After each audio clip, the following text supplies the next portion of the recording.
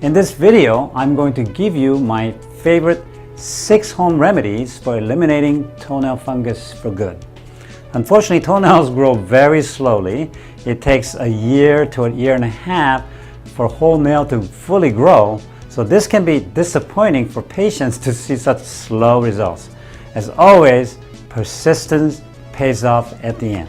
The 6 daily routines that you're going to learn today to improve your toenail fungus is challenging, but extremely rewarding.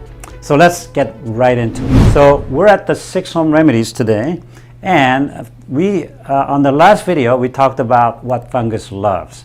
They like dark, dirty, wet, and warm and acidic environment.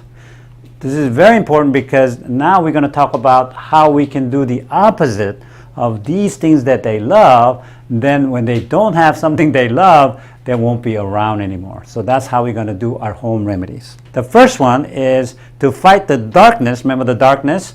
They love darkness. Fungus loves darkness. So what do?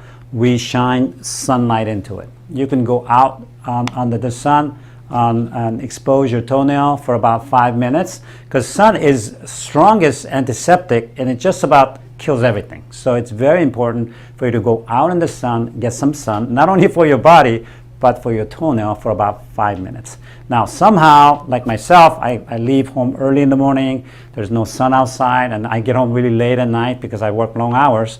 If you're like me, then you get a box like this. It's called the full spectrum light box. It's called Happy Light. That's the product that I use, and you can easily order that. It's not that expensive.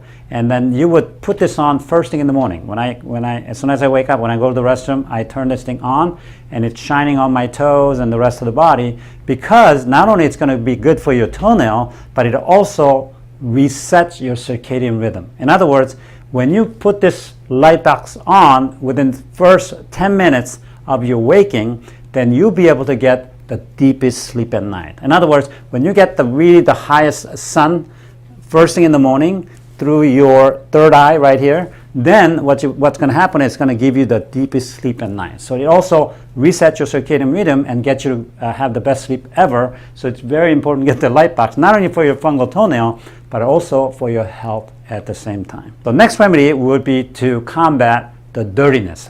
Fungus loves dirty area. They don't like clean area. If it's clean, they have nothing to eat, so they won't come. So it's very important for you to clean your nails on a daily basis. I know you brush your teeth every day, but you're going to use a brush like this, your old toothbrush, and then you use a soap to clean your toenail when you're in the shower. And you do it just like you're brushing your teeth. You go in there, and all the ones that are not looking good go all in between the toenails, the front and back and the top, and around, all around the area, and you're gonna brush your toenails on a daily basis. Next one will be to fight the wetness. Remember, they love wetness. They like moisture. Anything that has water, they want it. They want to live there. So what do you do? You have to dry them on a daily basis. Perfect time to do it is after you do your not toothbrushing, but your toenail brushing in the shower. As soon as you come out, you dry your hair too, but you're also going to use the hair dryer to dry between the toes, between the nails, all these areas for about 3 minutes. When you do this, it's going to be nice and dry so that fungus doesn't have a place to live. So it's a very important thing that you do all these 3 things first. We're about halfway through my favorite toenail fungus home remedies. If you've enjoyed this video so far and learned something new, leave home remedies in the comments below, and be sure to give this video a thumbs up. The 4th home remedy to combat the wetness again would be to rotate shoes and change socks. Now, this is probably one of the more important ones you need to be doing. Why? Because we talked about on the last video that your fungus loves your shoes. In fact, a lot of studies shows now that the fungus not only eats your skin and nail, but they eat the stuff inside your shoes, your leather and all kinds of other material inside the shoes. They eat that also. So they like that environment, not only the wetness they like, but also they eat all the stuff in there also. So you have to rotate your shoes. In other words, you have to use different pair of shoes every day. In other words, do not wear same pair of shoes 2 days in a row. You should have a multiple shoes, especially if you are a worker outside sweating a lot, you're athletes, you have to rotate your shoes every day. And then while you're not using it, you need to get antifungal spray and spray all the shoes on a daily basis.